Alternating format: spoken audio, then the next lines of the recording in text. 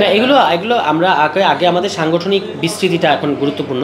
বিভিন্ন জায়গায় সংগঠন দাঁড় করানো তৃণমূলে, এটা করার পরের ধাপ হচ্ছে আমরা প্রার্থিতার দিকে মুভ করবো। এখনই আমরা কাউকে প্রার্থী, কারণ এখন যদি আমরা সংগঠনটা বিস্তৃত না করে প্রার্থী মনোনীত করে ফেলি, তখন এটা হচ্ছে শুধু নির্বাচনী প্রচারণা হবে, আর সংগঠন আর কমিটিগুলো আর দাঁড়াবে না। এই কারণে আগে আমরা সাংগঠনিক বিস্তৃতিটার দিকে মনোযোগ দিচ্ছি।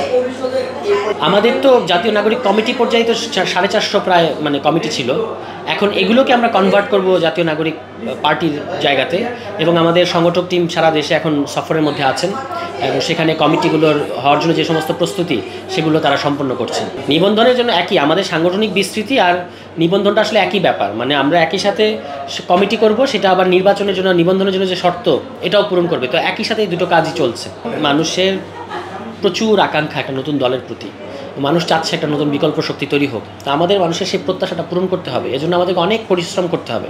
আমরা সেই পরিশ্রম করার জন্য প্রস্তুত আছি। আমরা চ্যালেঞ্জটা নেওয়ার জন্যই রাজনীতিতে এসেছি। এখন বিদ্যমান বড় বড় রাজনৈতিক দল যেভাবে আমাদেরকে বিতর্কিত করার চেষ্টা করছে, এবং যেভাবে তারা আমাদেরকে হেয় করছে, খাটো করছে, যে 2 দিনের দল ইত্যাদি ইত্যাদি যে সমস্ত কথা তারা বলছে, এগুলো আসলে প্রমাণ করে যে তারা রিয়েল একটা চ্যালেঞ্জ ফিল করছে। একটা দলের কোথাও এখনও কমিটি হয় নাই, কিন্তু তবু এই দলটাকে সহ্য করতে পারছে না। এটা থেকে বোঝা যায় যে এই দলের যে একটা প্রকৃত সম্ভাবনা আছে, এটা রাজনৈতিক দলগুলো টের পেয়েছে। এই কারণে তারা এটা বিরোধিতা করছে। তো আমরা যাই হোক, আমরা আমাদের রাজনীতি করবো, এবং আমরা মনে করি জনগণ আমাদের সাথে থাকবে। এবারে নির্বাচনের ব্যাপারে আগে থেকে কিছু বলা যায় না, কারণ আপনি যেটা বললেন কনটেক্সট অনেক বদলে গেছে। 2008-এর পরে বাংলাদেশে নির্বাচন হয় নাই, একটা বিপুল সংখ্যক তরুণ ভোটার কখনো ভোট দিতে পারে নাই, তার পাশাপাশি নতুন ভোটাররা ঢুকেছে, পুরনো ভোটারদের মোহভঙ্গ আছে, ইত্যাদি অনেকগুলো ইকুয়েশন। এবং সাম্প্রতিক জরিপগুলোর ব্যাপারেও কিন্তু বোঝা যাচ্ছে না যে কোন দল, মানে স্পেসিফিক বলা যাচ্ছে না যে অমুক দলটা জিতে যাবে।